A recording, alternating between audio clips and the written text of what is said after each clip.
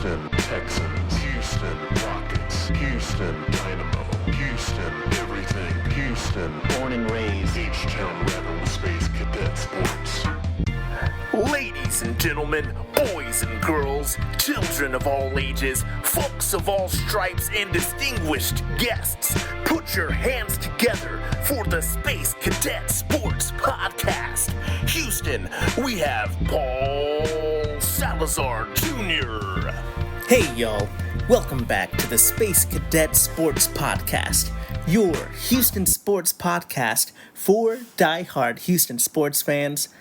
From a diehard Houston sports fan, I'm of course your host, Paul Salazar Jr., your favorite diehard Astros fan podcaster. I'm an actor, improviser, writer, creative multi-hyphenate, but most importantly, I'm a proud Houston native, and I have the receipts to prove it. That's right, I once had a season pass at Waterworld. I think this was before they did the bundles. I think like one summer I just decided, you know what? I'm just about the wetness. Folks, I believe it or not, after that introduction, I've been a comedy writer in Los Angeles for a decade or so. And now, well, I'm into podcasting. You know, that's what happens when you hit 10 years out here in California. You start absent-mindedly just calling it the 10 instead of I-10.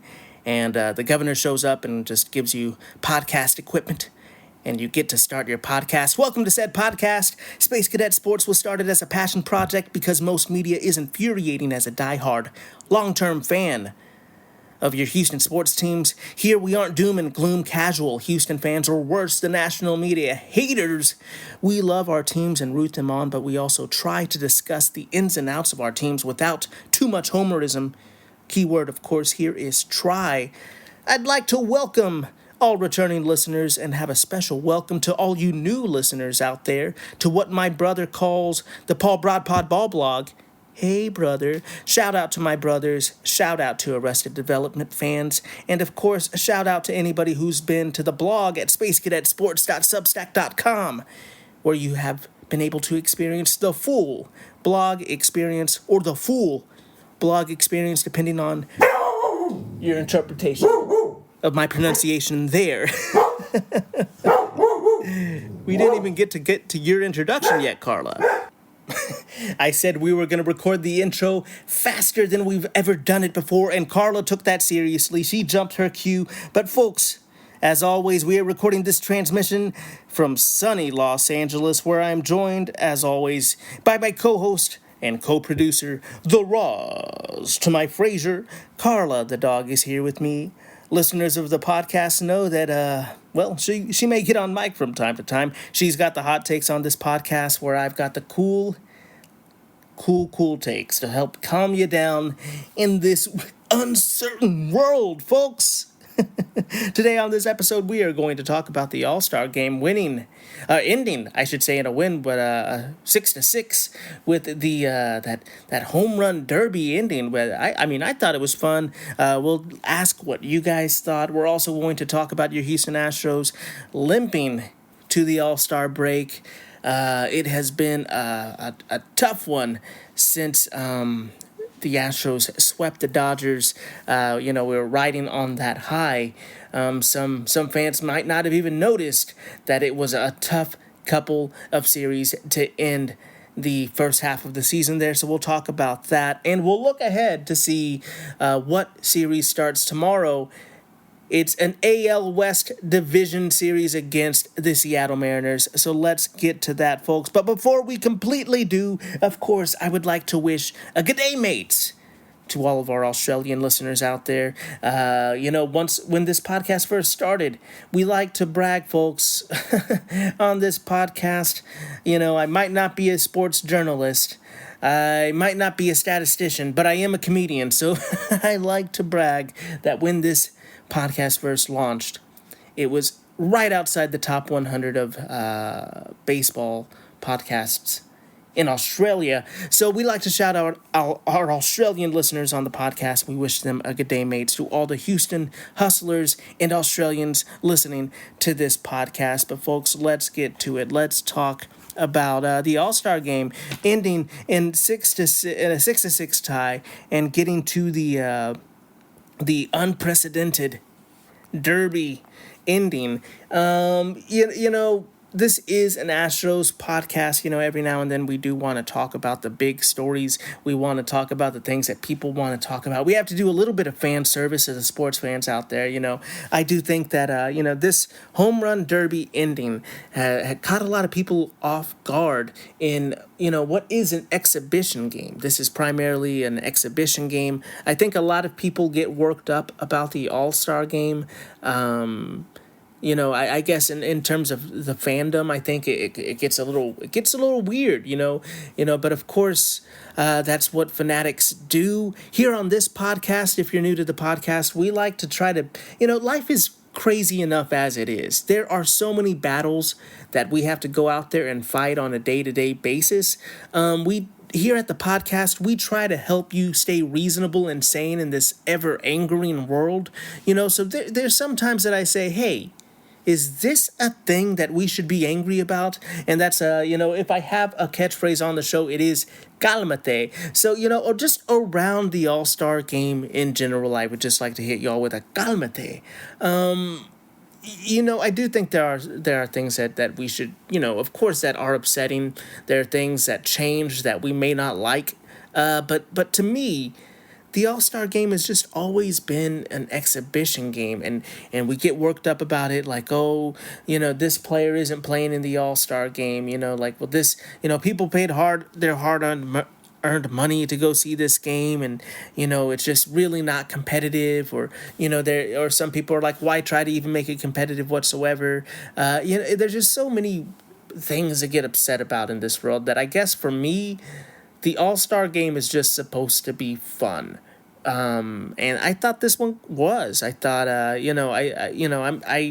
there are things that I like about the All-Star game, and the things that I don't like. So for me to, I don't want to completely sit here and be like, I have no opinion whatsoever. And if you have an opinion, well, you're just being emotional. There's things I like and I don't like. I think that we shouldn't be getting so worked up that we're just like, we're constantly angry all the time over things. Like things that I did like that the All-Star game did or changed, is that having their jerseys back, getting to wear their jerseys. I personally did like the home run derby style ending. So apparently, I didn't even know this, but this rule has been in place for a couple of years, but obviously I'm talking about how I think the All-Star game is just supposed to be fun. So it makes sense, especially, I'm saying I'm not I'm not a journalist, I'm a fan and a comedian. If anything, that's what this podcast perspective comes from, is the fan's perspective, a comedian's perspective. So, believe it or not, I wasn't poring over the rules of an exhibition game. I'm sorry, I didn't keep myself abreast of all the rules of the All-Star game. But I didn't know that this home run derby off style ending was in play for a couple of seasons already, but this is the first time that the game had ended in a tie at regulation. So we got to see this home run derby ending. And there's been a lot of criticism of Aaron Boone, New York Yankees manager that managed this team, Dave Roberts, LA Dodgers, manager managing the National League squad. But there were some people questioned the management decision making of what players got to hit the home runs at the end of the game. So basically, if the game ended in a tie, it would then come to a kind of home run derby swing off, where each team got to pick 3 players to take 3 cuts and try to hit, each team basically tallying as many home runs as possible. And the National League, basically got much better results than the American League. Pete Alonso, who was the third batter chosen for the National League, didn't even have to hit. It was pretty lopsided there. So, of course, people are being critical of Aaron Boone's decision-making. I get it. I understand the criticism, but also this is an exhibition game. A lot of the, one of the things that is the word on the street, I'm not going to sit here and pretend I'm a journalist. What I've read and what I've heard too is that, a lot of these players that start the All-Star game, they kind of get to leave early. They're out of the game early. They shower up. They get out of there. They want to enjoy their time off, so they get the privilege of starting the game. So they leave early.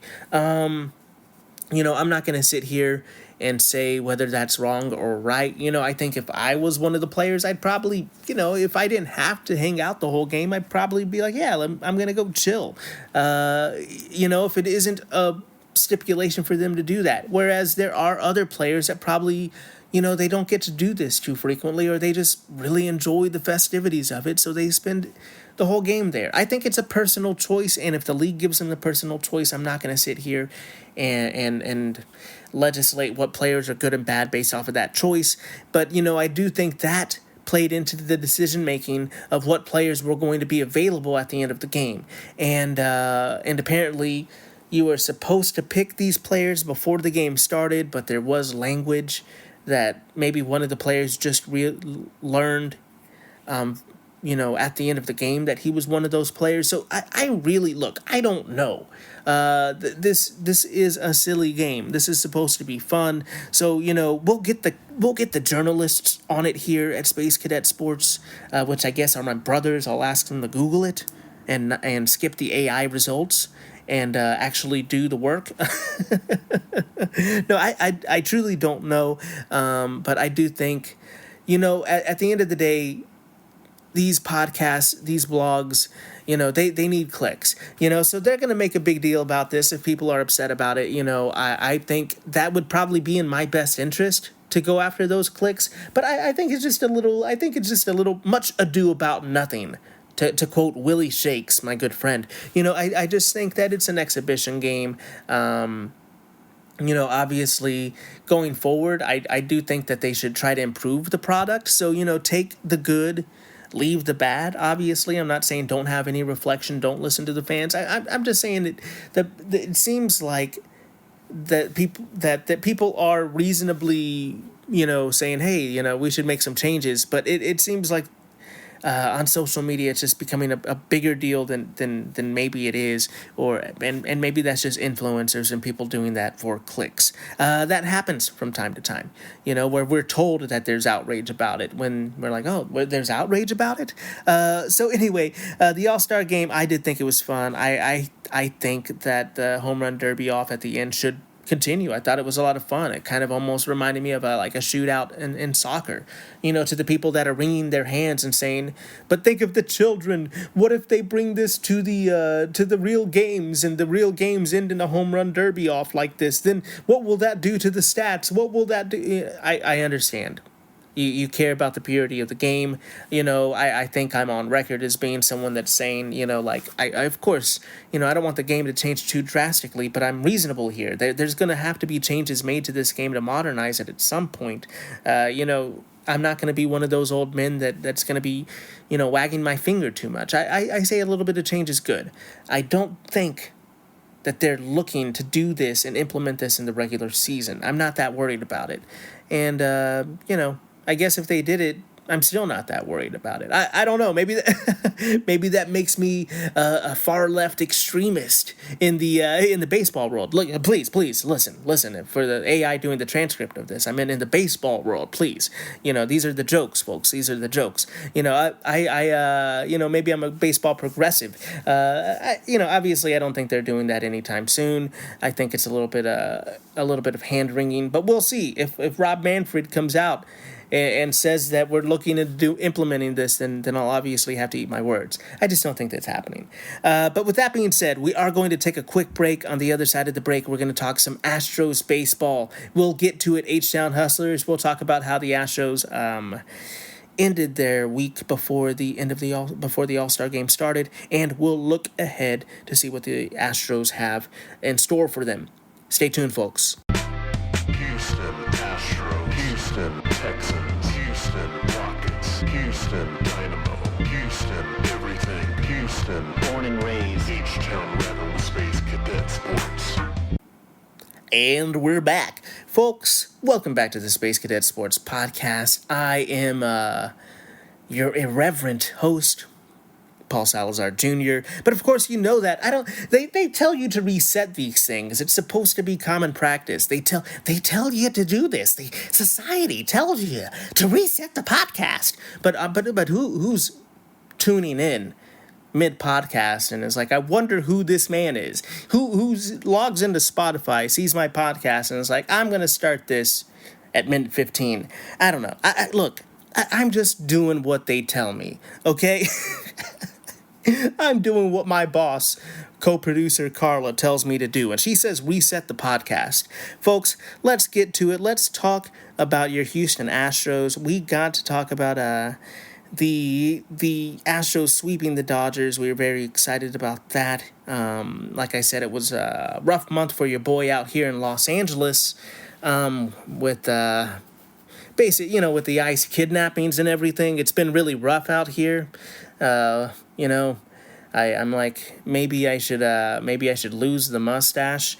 Maybe I should be very careful and carry my passport with me everywhere I go, folks. So it was really good for me and my heart to see the Astros sweep the Dodgers in LA, especially after you realize what the ownership of the Dodgers has been up to.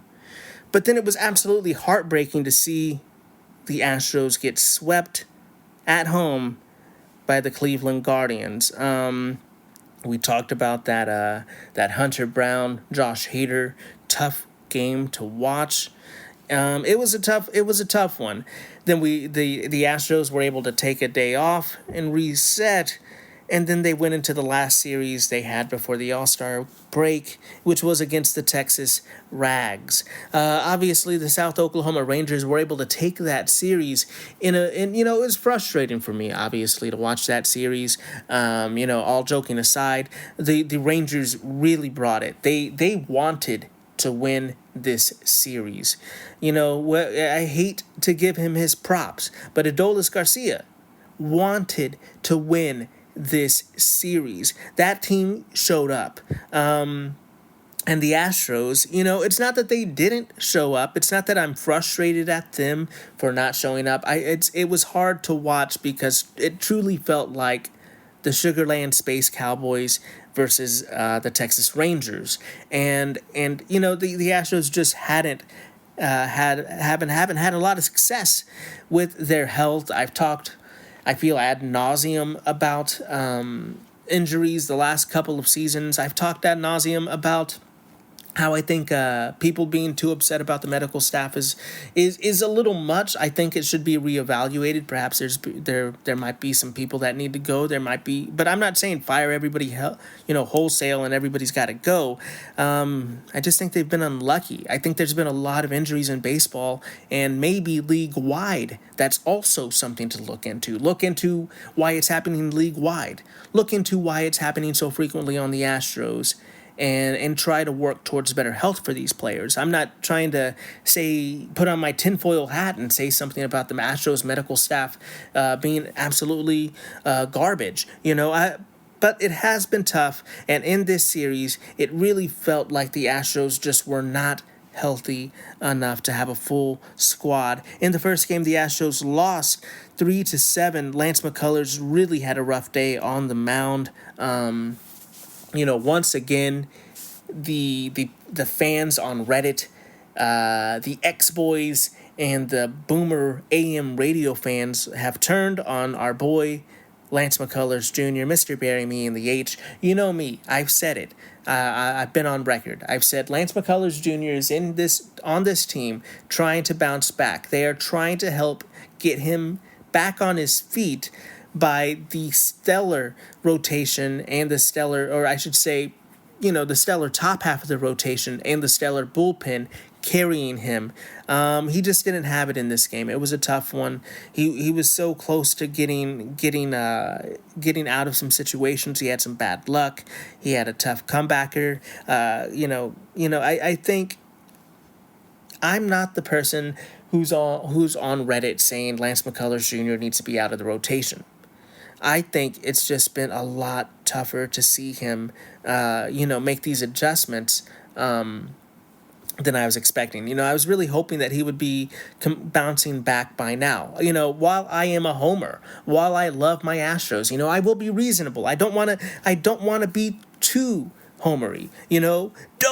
I do want to be reasonable. This is not where I want Lance McCullers to be. However, I do think this team, where they are at right now in the standings, the way they have been pitching, I think they can take Lance McCullers Jr. being in the rotation and having a tough game here or there.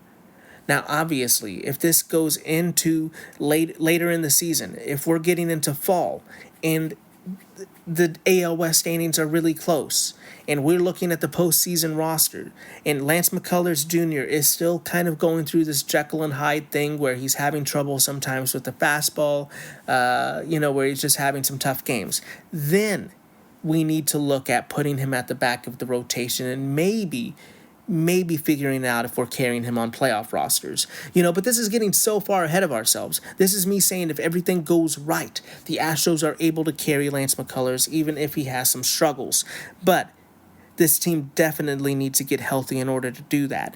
In this game, it's kind of tough.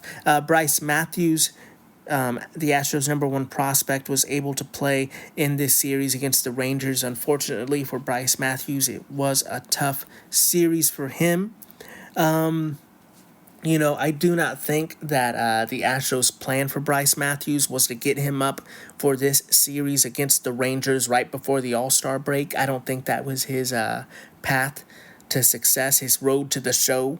I think this is happening obviously because of all the injuries, and Bryce Matthews is a very talented individual. He could be the future second baseman of this team. In my mind, if I was Dana Brown, I would think Bryce Matthews was potentially a player that you would carry on the 40-man roster and potentially on the opening day roster next season, at the beginning of next season. But who am I? I don't know. Dana Brown loves bringing the prospects up early. Obviously, I thought Cam Smith probably needed more time in the minors. That obviously was one of the worst takes of mine on the podcast. But, arguably, in my defense, there weren't too many people besides Dana Brown saying, oh, Cam Smith is ready. But I didn't have much tape on him. I don't think a lot of people did. So, I'm just saying, I think Bryce Matthews is potentially going to find more success in the future.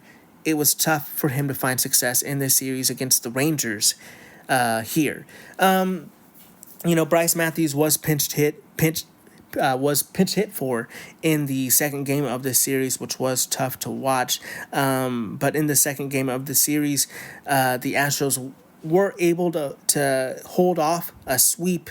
Zach shortstop was able to get a winning walk-off hit. The Astros won that one 5-4. Definitely what I needed. The Astros being swept by the Rangers after being swept by the Guardians would have been just too tough of a pill to swallow for your boy. So that was good to see. But unfortunately, in the last game of the first half of the season, Hunter Brown lost a tough pitcher's duel to Nate Eovaldi. Hunter Brown just did not look great. He was not looking like he was his sharpest. And Eovaldi was looking pretty good. It looked like the game was going to start off with a bang with Isaac Paredes potentially starting with a big home run. Unfortunately, it was called back, and from that moment on, it just seemed to spiral and get out of control. Obviously, 5-1 is not the most out of control game, but it just felt like the Astros were not going to win it. It was a tough one. Obviously, I think Hunter Brown, we don't need to worry about him, but something that Chandler Rome said. I'm always making little jokes on Chandler Rome, but obviously, Chandler Rome knows what he's talking about. Whenever I'm literally taking information from him, I'm going to credit him.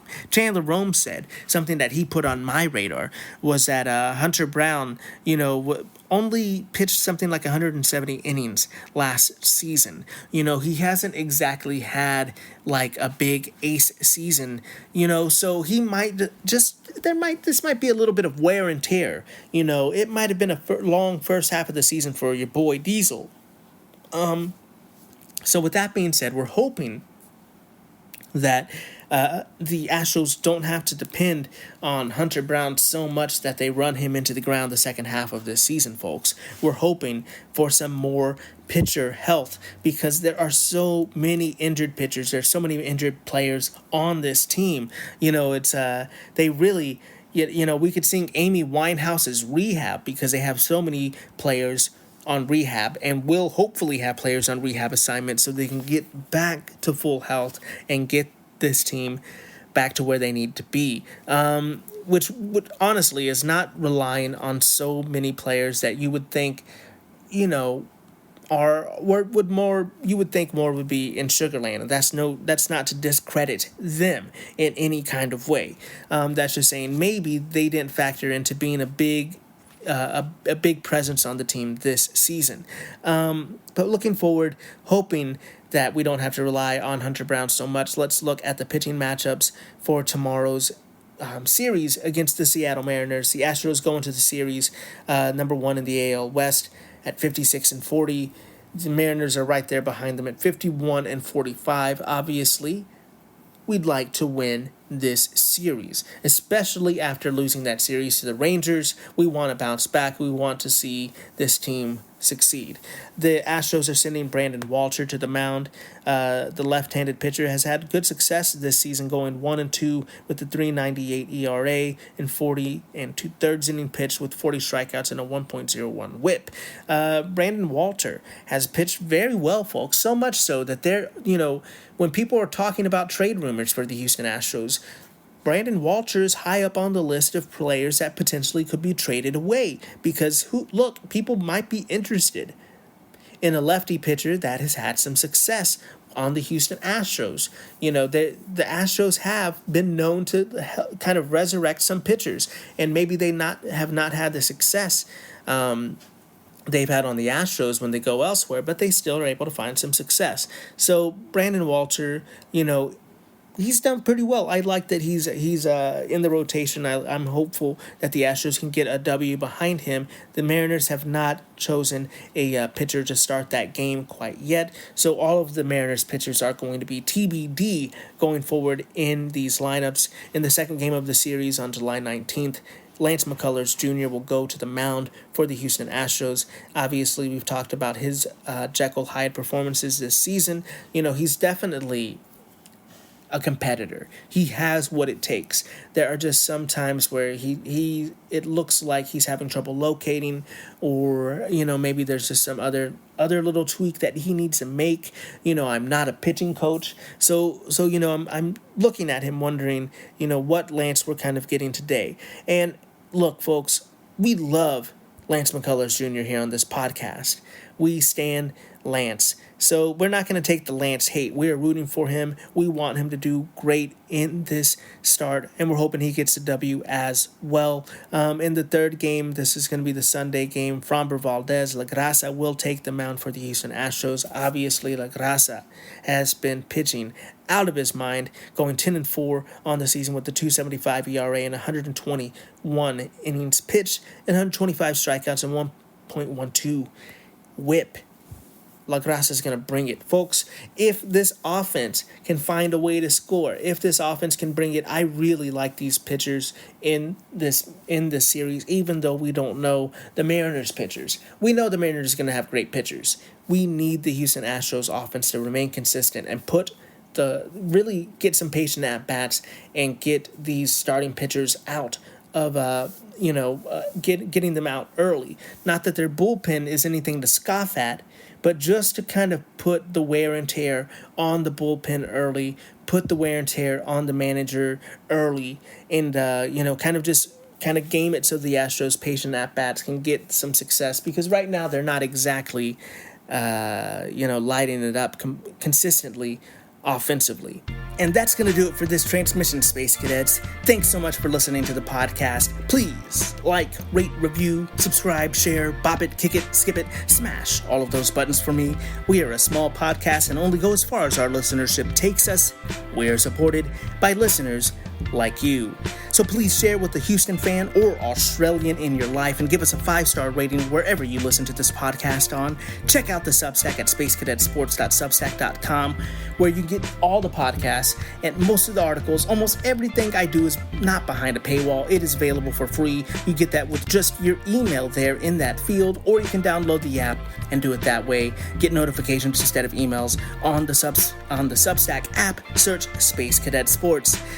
Folks, thanks so much for listening. Check us out on social media. You can let me know your take. Let me know what you think the Astros are going to do in the second half of the season. Obviously, I am bullish. In the beginning of the season, I predicted they would have 90 wins. So far, I'm looking pretty good.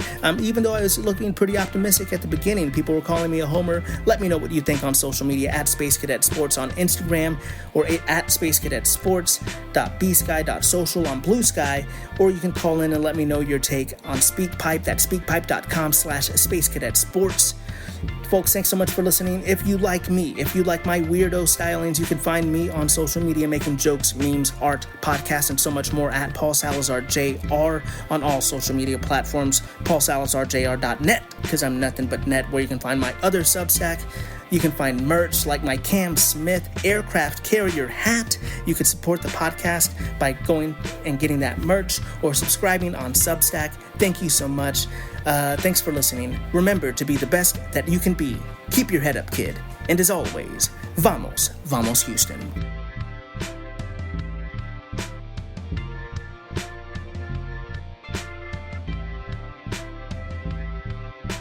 Houston Astros, Houston Texans, Houston Rockets, Houston Dynamo, Houston everything, Houston, born and raised, H-Town Rebel, Space Cadet Sports.